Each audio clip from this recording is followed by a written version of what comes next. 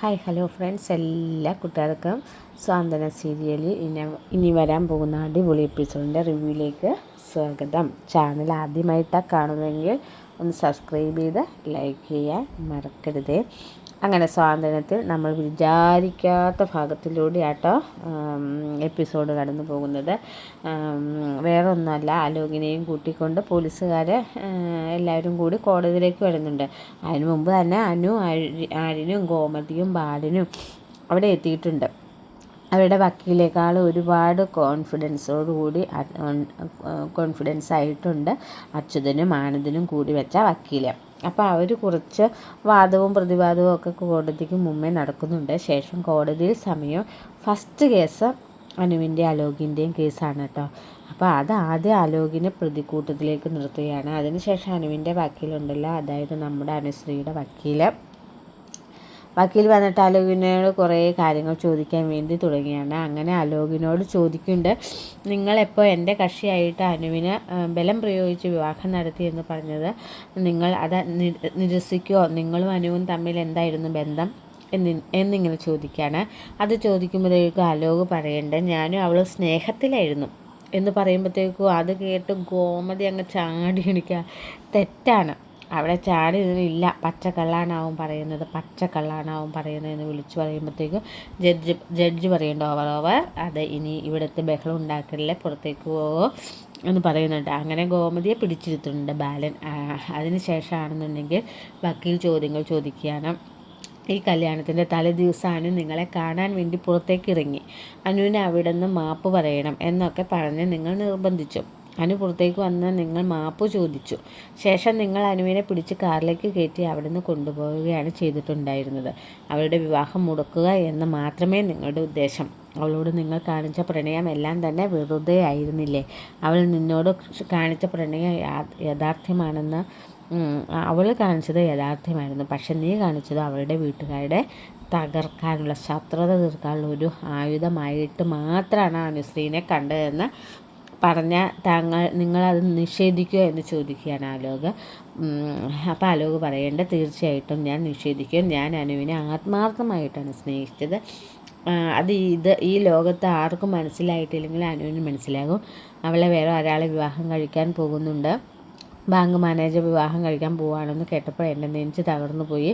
അവളോടുള്ള ആത്മാർത്ഥ പ്രണയം എനിക്ക് അപ്പോഴാണ് മനസ്സിലായത്. വിവാഹത്തിന് മുമ്പൊന്നും എനിക്ക് അവളെ കാണാനേ പറ്റില്ല എന്ന എൻ്റെ അവസാന ആഗ്രഹം വിവാഹത്തിന് തലേന്ന് അവൾക്കൊരു ഗിഫ്റ്റ് കൊടുക്കണമെന്നായിരുന്നു എനിക്ക് തോന്നി. ഗിഫ്റ്റോ?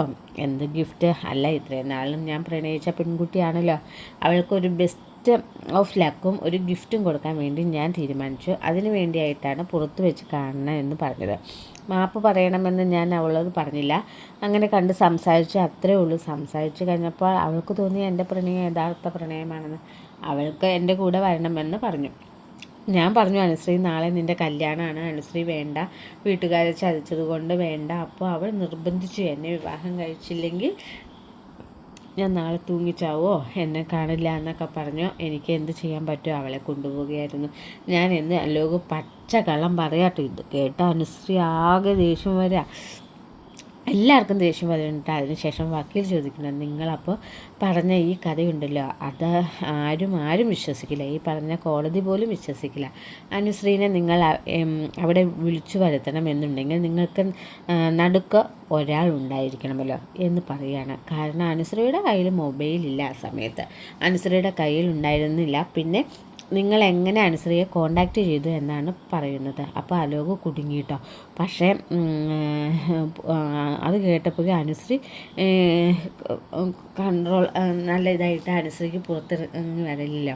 പറയും, നിങ്ങൾ എങ്ങനെയാണ് അനുശ്രീനെ കോണ്ടാക്റ്റ് ചെയ്തത്? കോണ്ടാക്റ്റ് ചെയ്യാൻ അനുശ്രീയുടെ കയ്യിൽ ഫോണില്ല. അപ്പോൾ എങ്ങനെ കോണ്ടാക്റ്റ് ചെയ്തു? നിങ്ങളുടെ ഇടയ്ക്ക് ഒരു മൂന്നാമത് ആളുണ്ടല്ലോ. അനുശ്രീയുടെ കയ്യിലെ മൊബൈൽ ഫോൺ നന്നാക്കാൻ കൊടുത്തേക്കുക എന്നുള്ള ഫുൾ രേഖകൾ അവരുടെ കയ്യിലുണ്ട് എന്ന് പറയുകയാണ്. അപ്പോൾ അത് പറഞ്ഞപ്പോൾ പച്ചക്കള്ളല്ലേ, നിങ്ങൾ വിളിക്കാൻ വേണ്ടി അവരുടെ കയ്യിൽ മൊബൈൽ ഉണ്ടായിട്ടില്ല, അവരുടെ മൊബൈൽ കംപ്ലൈൻ്റ് ആയിരുന്നു. പിന്നെ നിങ്ങളുടെ ആരുടെ മൊബൈൽ വിളിച്ചു പറ എന്ന് പറയുമ്പോൾ അലോക ആകെ എന്താ പറയണ അറിയില്ല. കാരണം അത്രയും നേരം തൻ്റെ പ്രണയം ആത്മാർത്ഥമാണെന്ന് അതാണെന്നും ഇതാണെന്നൊക്കെ പറഞ്ഞ് തെറ്റിദ്ധരിപ്പിച്ചില്ലേ കോടതിക്ക്.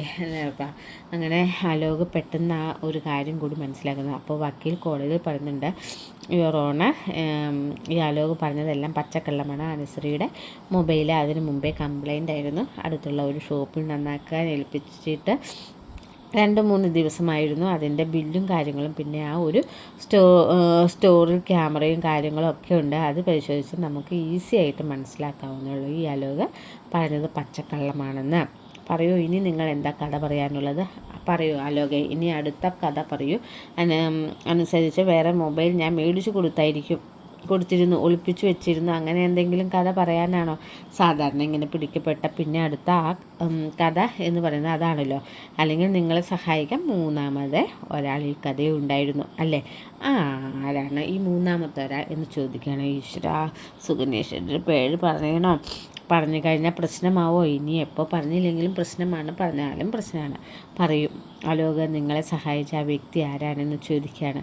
അത് ഞാൻ എന്നൊക്കെ പറയുമ്പോൾ പറയൂ, അങ്ങനെ ആരും സഹായിച്ചിട്ടൊന്നുമില്ല. ഞാൻ അവളുടെ മതിലിൽ സൈഡിൽ നിന്ന് വിളിക്കുകയായിരുന്നു ചെയ്തത്. അപ്പോൾ വേറെ ആരും സഹായിച്ചിട്ടില്ല. അത് പിന്നെ മതിലിൻ്റെ സൈഡിൽ ഞാൻ ഇവിടെയുള്ള സുഗനി ചേച്ചി കണ്ടപ്പോൾ അവളൊന്ന് വിളിക്കുമോ എന്ന് ചോദിച്ചു. അത് വേറെ ഒന്നുമല്ല അലോക് പറ. അപ്പോഴാ സുകന്യയുടെ കാര്യം പുറത്തെടുത്തിരുന്നത്. കുറ്റപ്പെടുത്തുന്നില്ല കേട്ടോ, ആ രീതിയിൽ അലോക് പറയണമൊന്നുമില്ല. എല്ലാവരും ഇങ്ങനെ ഷോക്കായിട്ട് നിൽക്കുകയാണ്. അപ്പോൾ സുകന്യ തന്നെയാണ് ഇതിൻ്റെ പിന്നിൽ വന്ന രീതിയിൽ നിൽക്കുകയാണ്. അങ്ങനെ അനുശ്രീ കോടതി ചോദ്യം ചെയ്യണം. അപ്പോൾ അനുശ്രീ അടുത്ത ഇങ്ങനെ ചോദിക്കാൻ പറയും, അന്ന് കല്യാണത്തിന് എന്താണ് ശരിക്കും സംഭവിച്ചത്? അനുശ്രീ പറയുകയാണ്, അലോക് പറഞ്ഞ പോലെ തന്നെ ഞാനും അലോകും പ്രണയത്തിലായിരുന്നു. അപ്പോൾ ശിവൻ എന്ന് പ്രണയിച്ച് നമ്മുടെ കുടുംബങ്ങൾ തമ്മിൽ ശത്രുത തീർക്കാൻ, നമ്മൾ പ്രണയിച്ച് വിവാഹം കഴിക്കുകയാണെങ്കിൽ നമ്മുടെ കുടുംബത്തിലെ തമ്മിലുള്ള ശത്രുത തീരും എന്നൊക്കെ പറഞ്ഞ് തെറ്റിദ്ധരിപ്പിച്ചാണ് ഞാൻ പ്രണയിച്ചത്. പക്ഷേ ഇവൻ എൻ്റെ കുടുംബത്തെ നശിപ്പിക്കാൻ വേണ്ടിയായിരുന്നു എന്നെ പ്രണയിച്ചത്. പിന്നെ ഇവനായിട്ടുള്ള എല്ലാ ബന്ധങ്ങളും ഉപേക്ഷിച്ചതാണ് ഞാൻ. ഫോൺ പോലും ഞാൻ തന്നെ വലിച്ചെറിഞ്ഞ് ഫോൺ പൊട്ടിച്ച് അവസാനം കടയിൽ കൊടുത്ത് അച്ഛൻ. പക്ഷേ അതിന് ശേഷം ഞാൻ ഇവനായിട്ട് ഒരു കോണ്ടാക്റ്റും ഉണ്ടായിരുന്നില്ല. എന്നാൽ ജീവൻ എന്ന് പറഞ്ഞ ചെറുപ്പക്കാരൻ പെണ്ണ് കാണാൻ വന്നപ്പോഴെല്ലാം ഇവൻ മുകളിൽ നിന്ന് നോക്കുന്നുണ്ടായിരുന്നു. എന്നിട്ട് അതെല്ലാം നോക്കി കാണുമായിരുന്നു. ഇവ എൻ്റെ വീട്ടുകാരെ ഉപദ്രവിക്കുമോ എന്നൊരു പേടിയായിരുന്നു എനിക്ക്. അതാണ് ഈ ക്വസ്റ്റ്യനിലേക്ക് വരേണ്ടത്.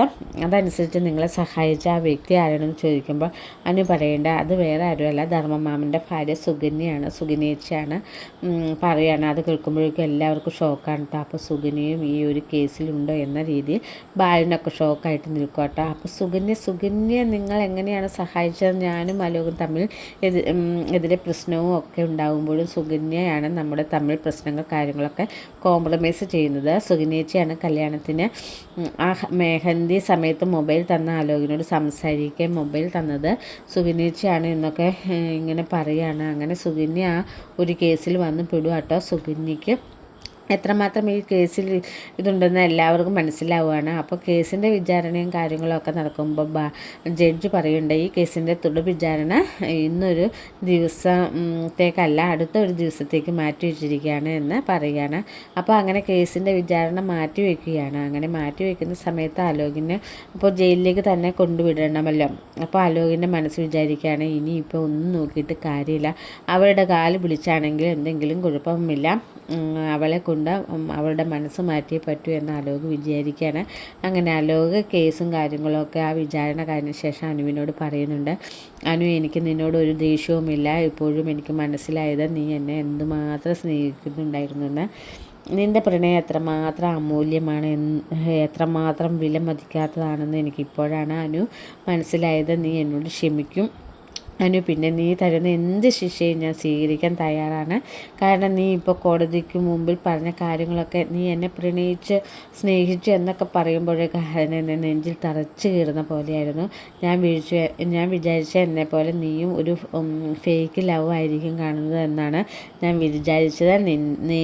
നിൻ്റെ ഇതുപോലത്തെ യഥാർത്ഥ സ്നേഹമാണെന്നുണ്ടെങ്കിൽ ഞാൻ ഒരിക്കലും നിന്നെ കൈവിടില്ലായിരുന്നു എന്നൊക്കെ പറഞ്ഞിട്ട് അലോക് തകർത്ത് അഭിനയിക്കുക കേട്ടോ. ഇനി എങ്ങനെയെങ്കിലും അനുവിൻ്റെ കാലെ കയ്യെ പിടിച്ചിട്ടാണെങ്കിൽ ജയിലിൽ കിടക്കാൻ പുള്ളിക്ക് പറ്റില്ല. അതുകൊണ്ടാണ് അഭിനയിക്കുന്നത് മാത്രമാണ്. അപ്പോൾ ആരും പറയാട്ടോ മതി അഭിനയിച്ച് പോകാൻ നോക്ക് എന്ന് പറയുകയാണ്. കാരണം ആലോകിന് അറിയാം അനുവിനെ എങ്ങനെ സെൻറ്റിമെൻറ്റ്സ് ആക്കിയിട്ട് വിടാനുള്ളതാണ്. അതുകൊണ്ടാണ് കേട്ടോ അങ്ങനെയൊക്കെ അനുവിനെ തളർത്താവുന്ന രീതിയിൽ ആ രീതിയിൽ സംസാരിച്ചത്. കാരണം അവിടെ നിന്ന് പോയി അനു പിന്നെ അതിനെക്കുറിച്ച് തന്നെ സംസാരിക്കുള്ളൂ. അടുത്ത കോടതി കൂടുമ്പോൾ അനുവിൻ്റെ മനസ്സ് ചെറുതായിട്ട് മാറുവാണെങ്കിൽ ഈ ഒരു ഐഡിയ തന്നെ ഉപയോഗിക്കണം എന്ന് ആലോകിനറിയാം. അതുകൊണ്ട് തന്നെയാണ് ആലോക് ആ ഒരു ഐഡിയ അനുവിൻ്റെ അടുത്ത് പ്രയോഗിച്ചത്. എന്തായാലും സുകന്യ എന്ന് പറഞ്ഞ കള്ളനെ കണ്ടുപിടിക്കാൻ പോകുന്ന ഭാഗം കൂടിയാണ് ഇനി അങ്ങോട്ട് വരാൻ പോകുന്നത്. തമിഴിൽ അങ്ങനെയാണ് കോടതിയിൽ വെച്ചില്ലേ കണ്ടുപിടിക്കുന്നത്. ഞാനും സത്യങ്ങളൊക്കെ മനസ്സിലാക്കിയില്ല ബാലൻ. അതിനുശേഷം ഈ സുകന്യ പെണ്ണിനൊക്കെ ബാലനൊക്കെ മനസ്സിലാക്കുന്നുണ്ട്. തമിഴിൽ ഇത്രയും ഒരു കോംപ്ലിക്കേറ്റഡ് ആയിട്ട് കാണിക്കുന്നില്ല. പക്ഷേ ഈ മലയാളത്തിൽ കുറച്ചുകൂടി നല്ല രീതിയിൽ കാണിക്കുന്നത് അങ്ങനെ ഒരു പെണ്ണിന് നീതി കിട്ടണമെന്ന രീതിയിൽ കാണിക്കുന്നുണ്ട്. അപ്പോൾ എന്തായാലും നമുക്ക് അനുവിന് നീതി കിട്ടും എന്നുള്ള കാര്യത്തിൽ ഒരു സംശയവുമില്ല. കാത്തിരുന്ന് കാണാം ഫ്രണ്ട്സ്. വീഡിയോ ഇഷ്ടമായ ലൈക്ക് ചെയ്യാനും സബ്സ്ക്രൈബ് ചെയ്യാനും കമൻറ്റ് ചെയ്യാനും മറക്കല്ലേ. അടുത്ത വീഡിയോയുമായി നാളെ കാണാം. Take care. ബൈ. ഓക്കെ.